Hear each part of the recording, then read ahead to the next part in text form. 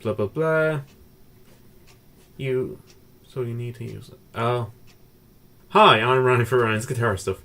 Today's video is this plugin. I am not going to try and pronounce it because I have a habit of butchering names if I don't hear them pronounced properly. So yeah, that's my fault. So this is just an amp head, so I am pairing it with, as you can see here, when I drag it over, the Dark Wolf. The Dark Wolf, I bought this, so I'm going to try and use it in a sense.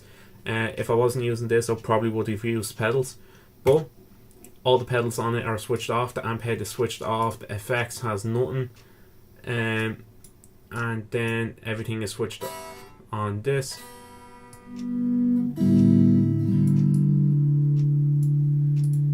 And I can't turn off the limiter, that's just stuck there. I'm going to stick the limiter on 50 and peak reduction on.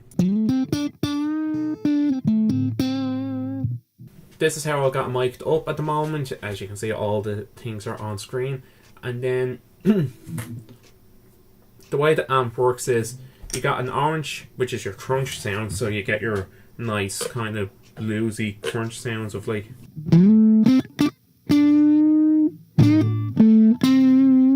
slightly more crunch than I would like, so I'm going to dial back the... Actually, you know what? I'm actually going to mess with this for a second and then get to it.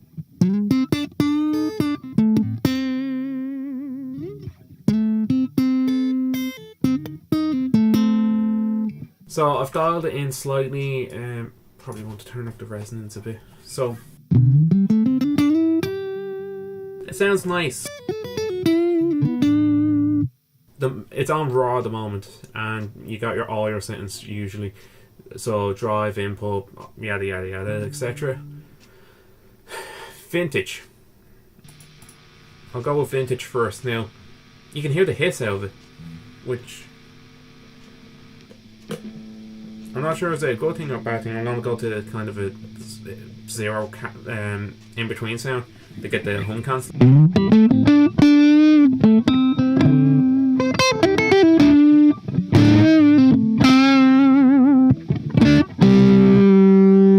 It sounds almost fizzy, like, if you get me.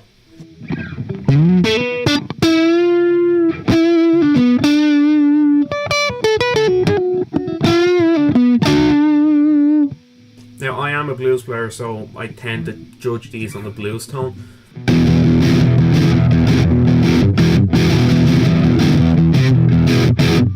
You can kind of get the idea what I'm getting at. Oh, that's on... What the hell?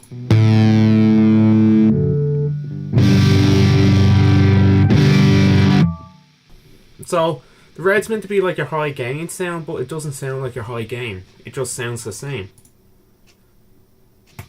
And then modern.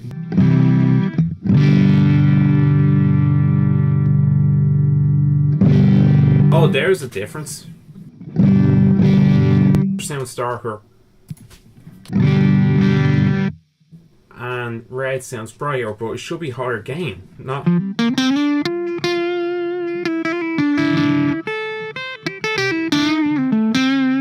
And that's not me going like, oh, it should be this, it should be that. Damn it, I closed the window again. Like, if you look here, and I'll move that out of the way, it says for crunch go to raw, for modern high gain. Then what's the vintage? Okay, then what's the orange and red? That makes more sense now. The raw is your crunch.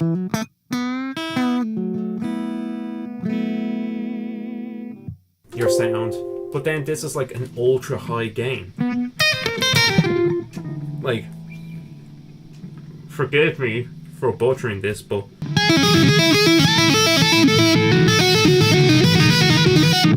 it has that quality to it.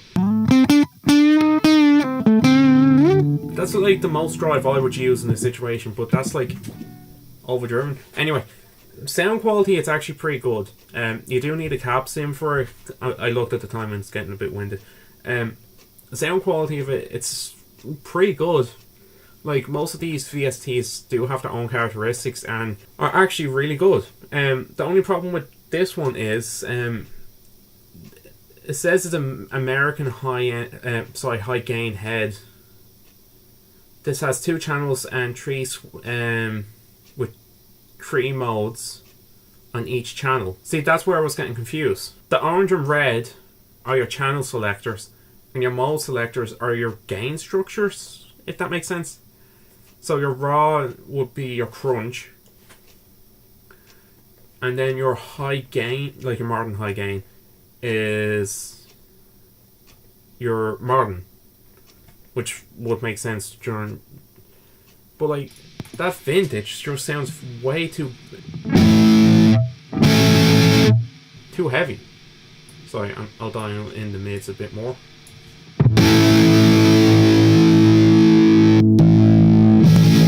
Oh yeah, now I can hear. Sorry.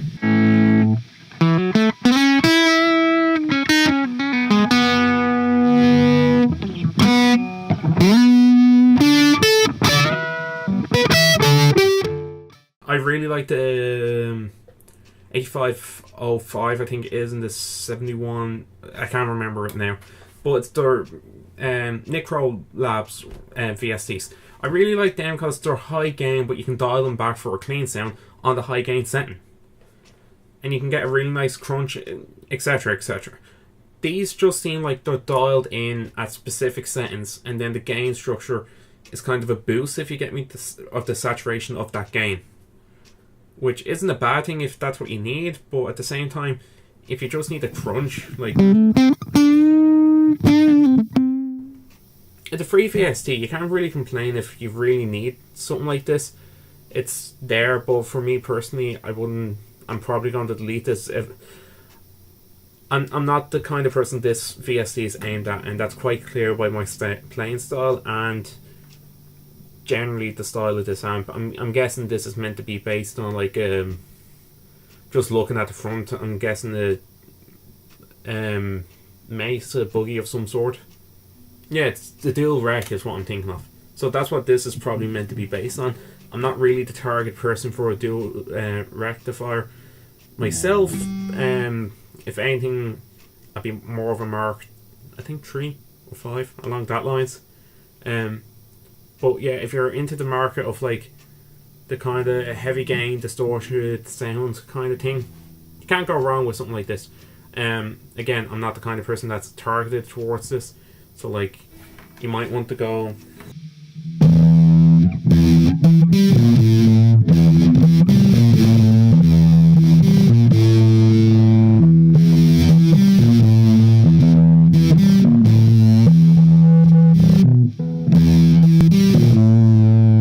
it's doing a weird thing with the distorted now.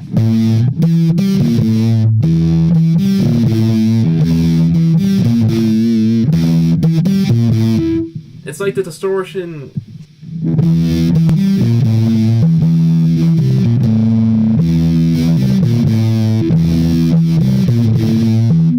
Okay, it's doing a weird thing with the distortion. I was going to say the kind of market would be somewhere as like Metallica or metal, or like Pantera with the.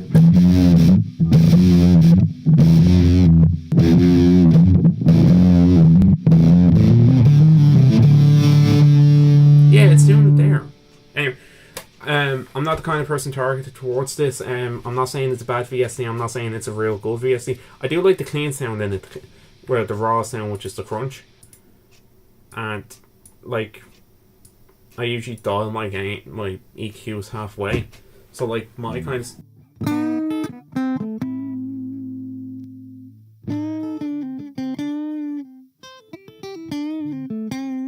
That's my type of sound with a VST like this. I'm not saying it's bad VST. It's very fizzy at times. I'm guessing it's based on dual rec. A dual rec is my kind of amp. If like I'll watch it afterwards. Actually, you know what? I'll be back in a minute.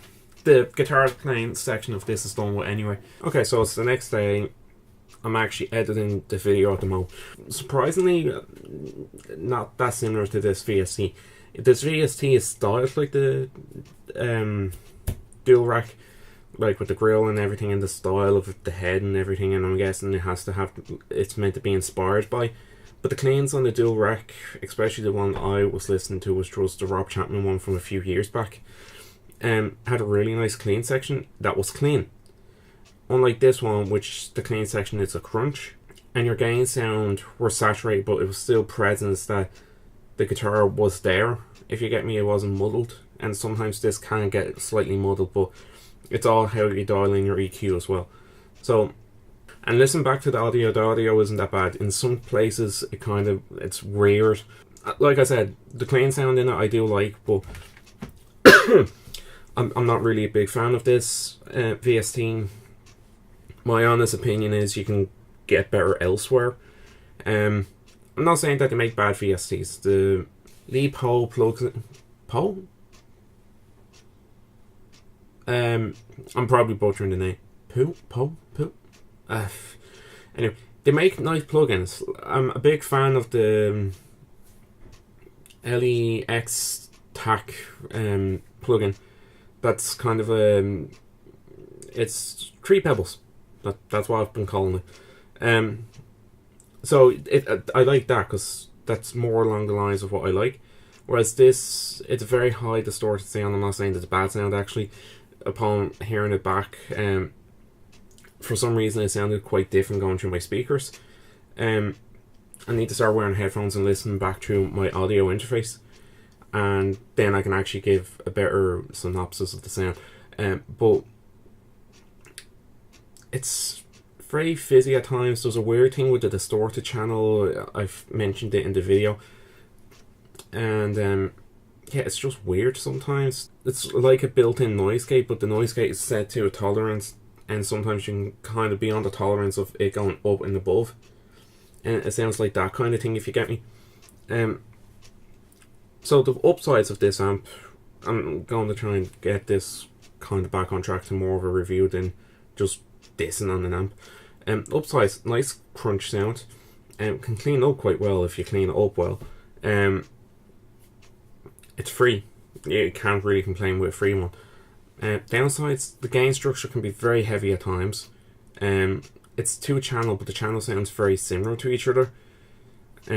Especially when you have the gain dialed in quite heavy in a sense. When you clean it up, there is a noticeable difference with one being darker, bassier than the other. How I would have structured this amp is quite different. I would have had a clean channel and then a distorted channel with two gain structures. So just have like clean, gain, and then have another switch that would have like say crunch and high distorted, if you wanted it that way. Or since this is meant to be a very high distorted amp, have clean sorry, clean, that with your gain down dial to like 9 o'clock or less, would be kind of a nice sparkly clean. And then when you turn it up a bit, it will be like a really heavy crunch sound. Well, not heavy crunch, but crunch. And then have another one that's your gain, and have that as like, have the gain knob go between like your kind of like gain sound, like your heavy gain, and then go to modern gain, so it's just very, very distorted in a sense. And that's how I would have done this amp. So it's two switches with less options, but the options would seem better laid out in a sense, so it's easier to use. So that's just my thing. Listen back to the audio, and as I said, the audio is actually not that bad. I said in the video that it's been fizzy at times and that kind of stuff, and it has, but it's not as bad as I was hearing through my speakers. I think it's just the speakers I was using can't handle the sound of it, so I actually have to use headphones from now on, which I don't mind. It means I can actually hear what I'm playing, and I'm not getting false audios through that. So yeah, I've been Ryan for Ryan's Guitar Stuff. Would I recommend this? Yeah, it's worth a try, to be honest. Am I going to keep it? Probably not. It's not my kind of like heavy distortion isn't my thing. And yeah, so yeah, I see you next time. Bye.